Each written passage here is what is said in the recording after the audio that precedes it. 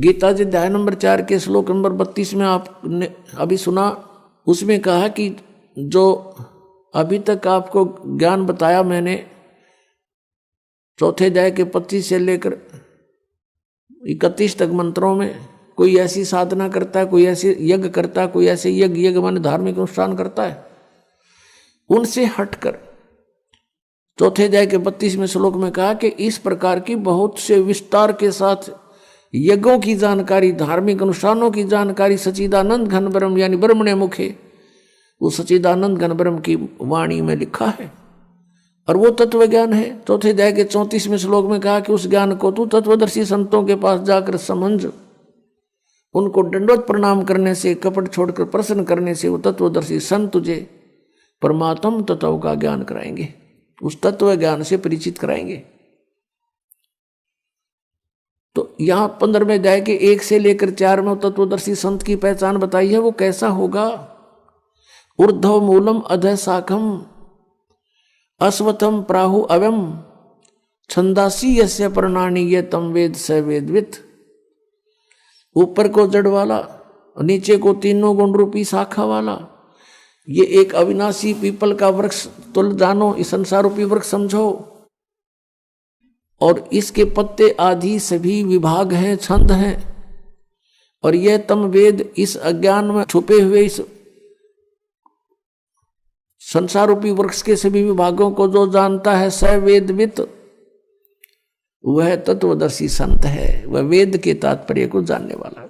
15वें अध्याय के 1 से लेकर 4 का जो तात्पर्य है श्लोक का, कि वो तत्वदर्शी संत है और इस संसार रूपी वृक्ष की ऊपर को जड़ है, नीचे को तीनों गुण रूपी शाखा है। रजगुण ब्रह्मा, सदगुण विष्णु, तमगुण शिव जी तो शाखा है। गीता ज्ञानदाता कहता है कि इसके बारे में तत्वदर्शी संत बताएंगे। उसने केवल इतना ही कहकर छोड़ दिया है। फिर कहा कि तत्वदर्शी संत की प्राप्ति के उपरांत परमेश्वर के उस परम पद की खोज करनी चाहिए। 15वें अध्याय के 4 श्लोक में परमेश्वर के उस परम पद की खोज करनी चाहिए, जहां जाने के बाद साधक फिर लौटकर कभी संसार में नहीं आते। ये है वो वास्तव परम गति, ये है पूर्ण मोक्ष जो परम अक्षर ब्रह्म दे सकता है। ये ब्रह्म नहीं दे सकता, ये काल नहीं दे सकता, गीता ज्ञान दाता नहीं दे सकता। और जब तक जन्म मृत्यु समाप्त नहीं होगी तो सुख शांति नहीं हो सकती। इसलिए गीता जी अध्याय नंबर 18 के श्लोक 62 में कहा कि अर्जुन तू सर्वभाव से उस परमेश्वर की शरण में जा, और उस परमेश्वर की कृपा से ही तू परम शांति को और शाश्वतम स्थानम यानी सनातन परम धाम को प्राप्त होगा। वो है वो परम पद जहां जाने के बाद कभी लौटकर संसार में नहीं आते। वो सत्यलोक है, शाश्वत स्थान, सदा रहने वाला स्थान यानी सत्यलोक। हम फिर लौट कर आते हैं 7वें अध्याय के 18वें श्लोक पर।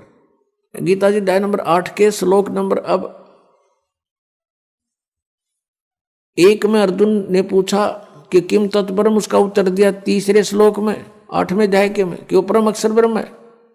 8वें अध्याय के 5 और 7 में तो गीता ज्ञानदाता कहता है मेरी भक्ति कर मुझे प्राप्त होगा, लेकिन युद्ध करना ही पड़ेगा। यानी यहां शांति नहीं, ओम से शांति कभी नहीं हो सकती। ओम के जाप से जन्म मृत्यु सदा रहेगी और कर्म ये युद्ध करना ही पड़ेगा। फिर 8वें अध्याय के 8, 9, 10 में ये स्पष्ट किया है कि 17वें अध्याय के 23वें श्लोक में तो वो मंत्र बताया जिस तब भगवान सच्चिदानंद घन ब्रह्म मिलेगा, उसकी प्राप्ति होगी। और उसकी प्राप्ति के बाद फिर जन्म मृत्यु कभी नहीं होता, सनातन परम धाम प्राप्त होगा। तो यहां बताया कि उसकी भक्ति जो करता है, तत्वदर्शी संत की खोज करके, तत्वदर्शी संत से ये उपदेश प्राप्त करके, ओम तत्सत का, ओम तत्सत ये जाप नहीं है। ओम तो सीधा सरपुरुष का, ब्रह्म का, और तत् और सत ये सांकेतिक है। तत् है ये अक्षर पुरुष का और सत है ये परम अक्षर ब्रह्म का, परम अक्षर पुरुष का, जो 8वें अध्याय के 3रे श्लोक में जिसके विषय में जानकारी दी। श्रीमद् भगवद गीता अध्याय नंबर 15 के श्लोक नंबर 16 और 17 में 3 पुरुष हैं, सरपुरुष अक्षर पुरुष। 16वें श्लोक में कहा कि सरपुरुष और अक्षर पुरुष ये 2 प्रकार के प्रभु हैं, परमात्मा हैं। वास्तव में परमात्मा नहीं है, लेकिन इनको भी परमात्मा कहते हैं। ये इनके अंतर्गत जितने प्राणी हैं और इनके सभी के स्थूल शरीर यानी नाशवान है, ये भी नाशवान है दोनों प्रभु यानी पुरुष, और इनके अंतर्गत जितने प्राणी वो भी नाशवान है। जीवात्मा तो किसी की भी नहीं मरती, वो तो गधे कुत्ते की भी ना मरती। अब 15वें अध्याय के 17वें श्लोक में फिर कंसेप्ट क्लियर कर दिया कि उत्तम पुरुष है तू अन्य है। उत्तम पुरुष वो श्रेष्ठ परमात्मा, वो परम अक्षर ब्रह्म की तरफ संकेत है, जो संसार रूपी वृक्ष की मूल है, और उस मूल से सबको आहार प्राप्त होता है। पूरे संसार रूपी वृक्ष का उसी से पोषण होता है, वृद्धि को प्राप्त होता है। तो 15वें अध्याय के 17वें श्लोक में गीता ज्ञानदाता कह रहा है कि वो उत्तम पुरुष है तू अन्य है, और परमात्मा इति उदाहरते, जिसको परमात्मा कहा जाता है। और वो उत्तम पुरुष श्रेष्ठ परमात्मा तो कोई और है 16वें श्लोक में वर्णित इन दोनों सरपुरुष और अक्षर पुरुष से कोई और है। वो कौन है? वो परम अक्षर पुरुष है। परम अक्षर ब्रह्म कहो, परम अक्षर पुरुष कहो, उसको पूर्ण ब्रह्म कहो, या उसको सत्य पुरुष कहो। सत्य माने अविनाशी, पुरुष माने प्रभु। और वही यह लोक चरम आविष्य विवर्ती, वही तीनों लोकों में प्रवेश करके सबका धारण पोषण करता है। अवय ईश्वर, वो है वास्तव में अविनाशी परमेश्वर, वो है वास्तव में अविनाशी परमेश्वर।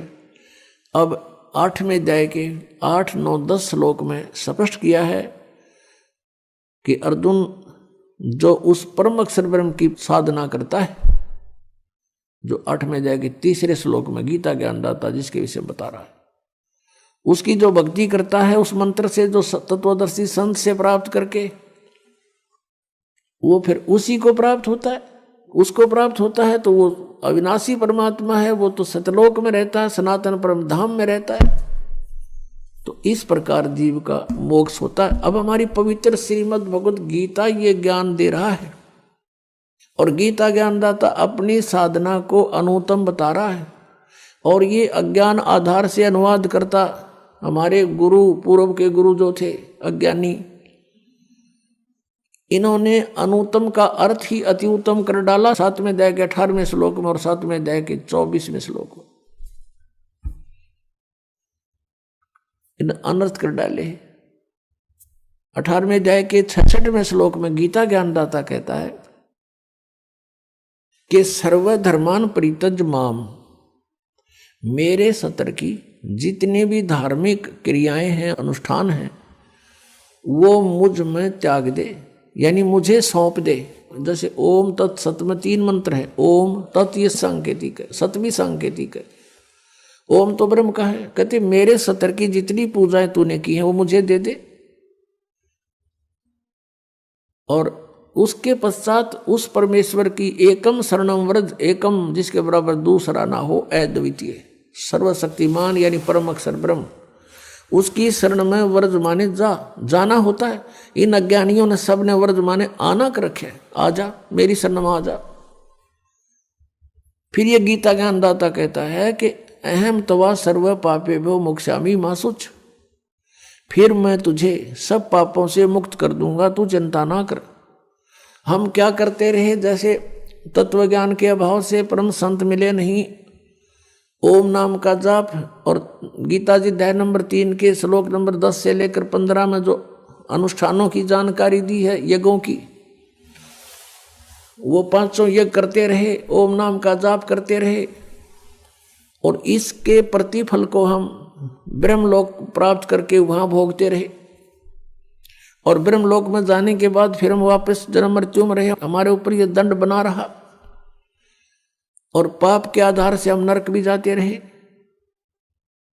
अब जब हमें परम अक्षर ब्रह्म मिल जाते हैं, उस सतनाम के जाप से, 2 अक्षर के सतनाम के जाप से हमारे पाप नाश हो जाते हैं। और हम क्या करते रहे, पुण्य तो हम स्वर्ग में खाते, और पापों को भोगने के लिए इसने नरक बना रखा, उस नरक में हम भोगते, दुख पाते, दंड पाते, और फिर 84 लाख योनियों के कष्ट भी भोगने पड़ते। यहाँ का ऐसा विधान है। तो ये क्या कहता है कि जब तू उसकी शरण में चला जाएगा तो मेरे सतर का जो हम क्या जो अपना पुण्य था वो बर्बाद कर देते थे, उस पुण्यों को हम इसको दे देंगे। हम इसके ऋणी हैं, कैसे ऋणी है कि इस काल भगवान ने 70 युग तपस्या करके और 64 युग एक, तब इसने ये 21 ब्रह्मांड प्राप्त किए थे परम अक्षर ब्रह्म से, इस सरपुरुष ने, सरब्रह्म ने। और ये आप देख रहे हैं पृथ्वी कैसे घूम रही है, ये स्वयं भी घूम रही है ऐसे, और ये ऐसे भी घूम रही है। हम इसमें अपनी गलती से, अपनी मर्जी इसके साथ बैठकर आ गए इसके विमान में। यहां आ गए हम 16 शंख कोश की दूरी पे। अब यहां आने के बाद इसने हमारा दुरुपयोग किया। हम जो पूंजी लेकर आए थे, हम बड़े सेठ साहूकार के पुत्र थे, परम अक्षर ब्रह्म के पुत्र पुत्री थी, और हम बहुत धनी थे। हम अपनी पूरा पूंजी लेकर साथ आए थे। उस पूंजी को इसने टैक्स लगाया हमारे ऊपर। ऊपर स्वर्ग रखे, जैसे महास्वर्ग बना रखा ऊपर, उसमें रखे, और वहां के चार्जेज रख दिए, इतने चार्ज होंगे प्रतिदिन के। तो ये उससे अपना काम चला रहा है। अब जैसे इस पृथ्वी पर हम आए, ये पृथ्वी घूम रही है विमान की तरह। तो इसका जो चार्ज इसने रख रखा है वो चार्ज हमसे लेता है। अपने आत्माओं, जैसे एक बार ये दास यहां से दिल्ली से पुणे गया था जहाज में, एयरप्लेन में,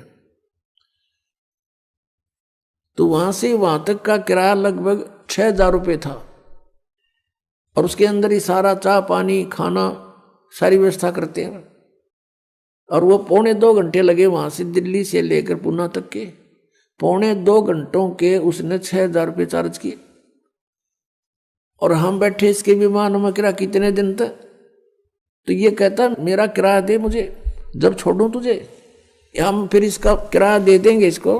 अब फिर हम इसके जो पूंजी को बर्बाद करते थे वो ना करके इसका जितना चार्ज है इस भक्ति का, इसके 70 की भक्ति का, इसको दे देंगे। फिर ये हमें गधे कुत्ते सुअर नहीं बनाएगा या बांध कर नहीं रखेगा। इसलिए 18वें अध्याय के 66वें श्लोक में ये गीता ज्ञानदाता सरपुरुष है, श्री कृष्ण में बोल रहा है। ये ब्रह्म है, ये काल है, 21 ब्रह्मांड का स्वामी है। हम इसके लोक में यहां रह रहे हैं।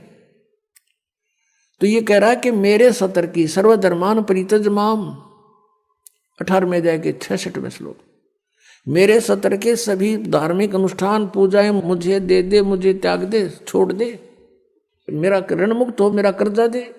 फिर एकम शरणम व्रज, फिर उस सर्वशक्तिमान परमात्मा की शरण में व्रज माने जाओ, परम अक्षर ब्रह्म की शरण में जाओ। और इन अज्ञानियों ने सब ने अनुवाद कर रखा आओ, यानी गो माने जाना होता है, अंग्रेजी का वर्ड है। और कोई गो माने आना लिखता है, कितना विद्वान होगा वो, अंडरस्टूड है। और इन अज्ञानियों ने ऐसा कर रखा, आज तक हम आंखें बंद करके इनको महाविद्वान मानकर इनकी सब अज्ञान और ज्ञान को हम स्वीकार करते रहे, सत्य मानते रहे। इन्होंने हमें डबो डाला। अब श्रीमद् भगवत गीता में श्री कृष्ण जी का कोई रोल नहीं है, ये पूरा रोल काल का है। काल ये सरपुरुष है, किस ब्रह्मांड का स्वामी है। और इसने यहां सांप लगा हुआ 1 लाख मानव शरीरधारी प्राणियों का निताहार करने का, जिस कारण से इसने हमें अज्ञानी बना करके यहां बाई फोर्स रोका हुआ है, बलपूर्वक रोक रखा है।